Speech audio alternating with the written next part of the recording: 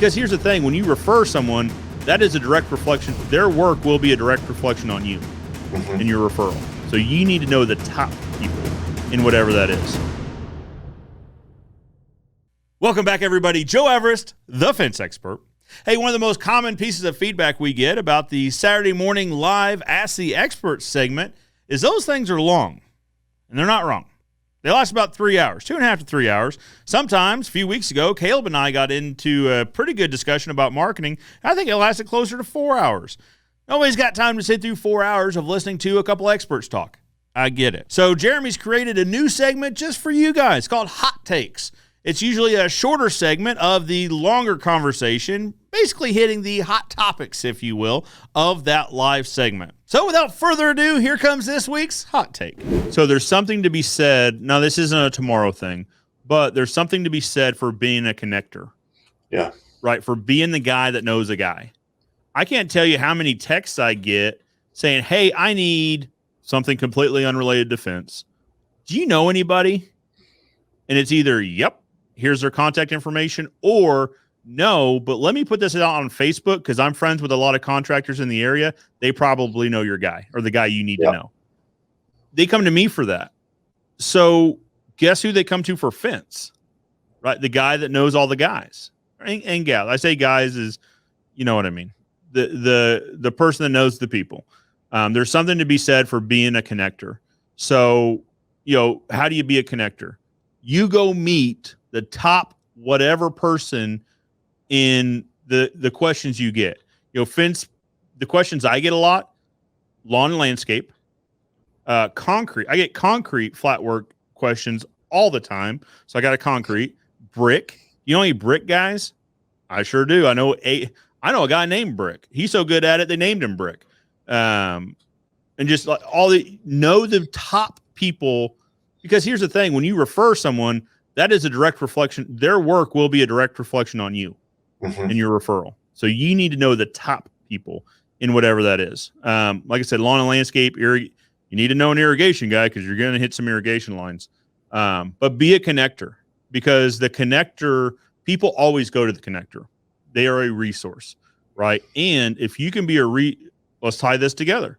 If you can be a resource to realtors, honey pot. Like that will absolutely be your gold mine. And then he goes on to say, a bag of Egg McMuffins never hurts. I like that idea, Caleb. I really do. But it is a proven idea. Yeah. Time tested, huh? You know, Caleb, you say a lot. And the first time I heard it, it made so much sense in talking about staining and talking to young stain companies on finding more business.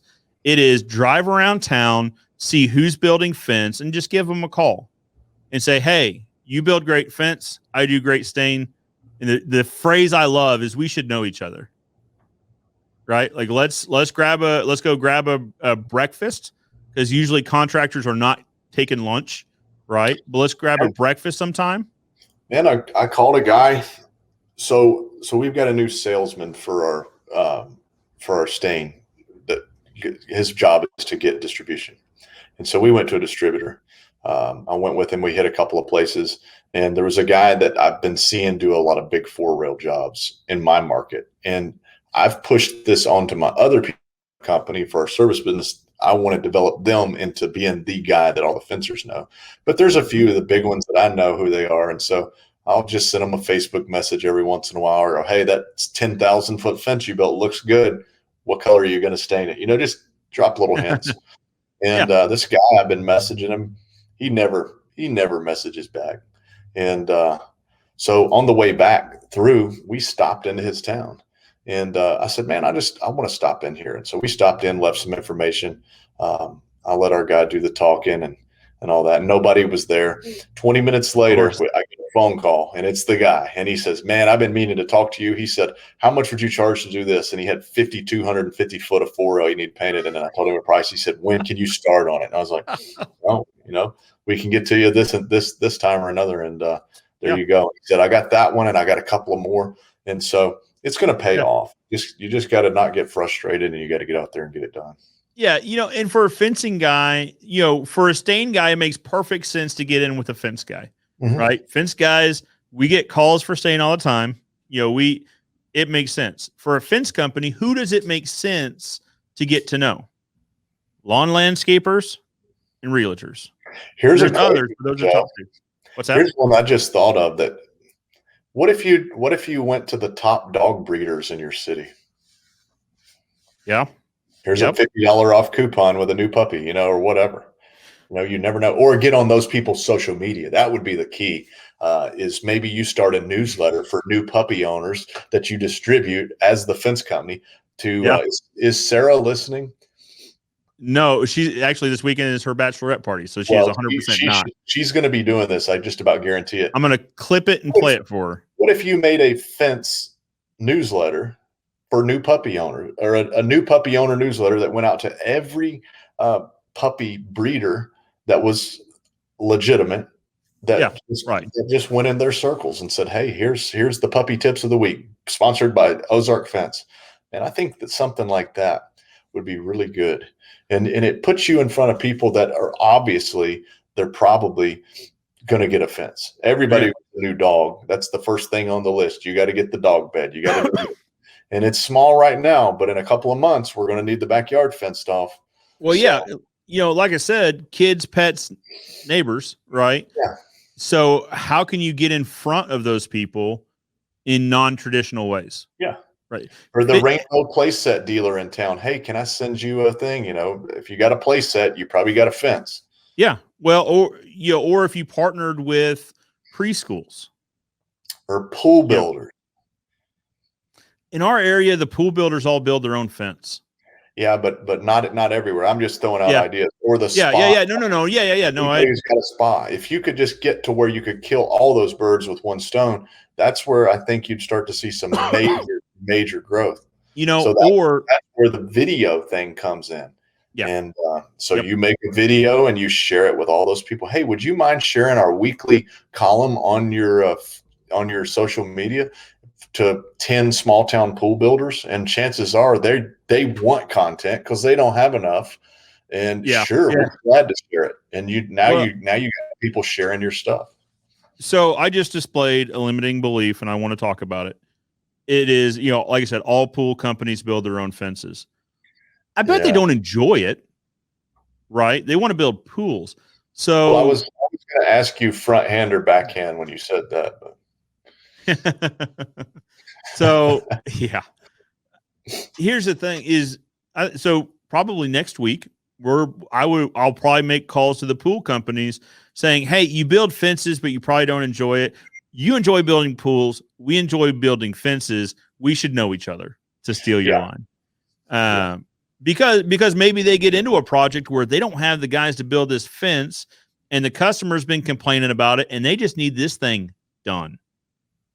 Maybe that's when they pick up the phone to that guy that just said, "Hey, if you got something you don't want to do, let me know." So it could be as simple as fence tips. Yeah. And it could be how tall does my fence need to be to cover a play set this week? Next week, it's top 5 things that to puppy proof your backyard. The next week it could be pool fence tip basics.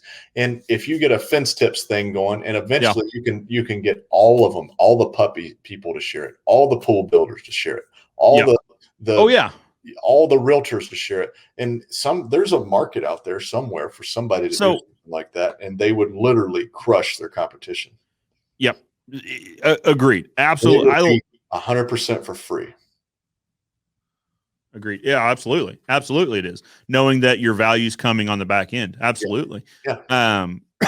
So you could also so one of those articles is, does your fence meet National Pool Code?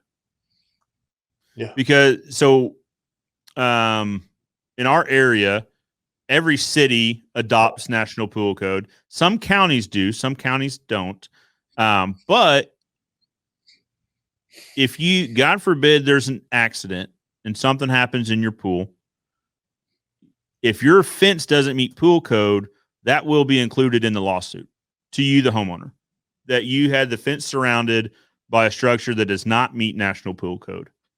And that'll be part of the lawsuit. So that would be an article I would write is, does your fence meet National Pool Code? Is your fence a liability? And here's National Pool Code. I mean, that's straightforward, and that's facts.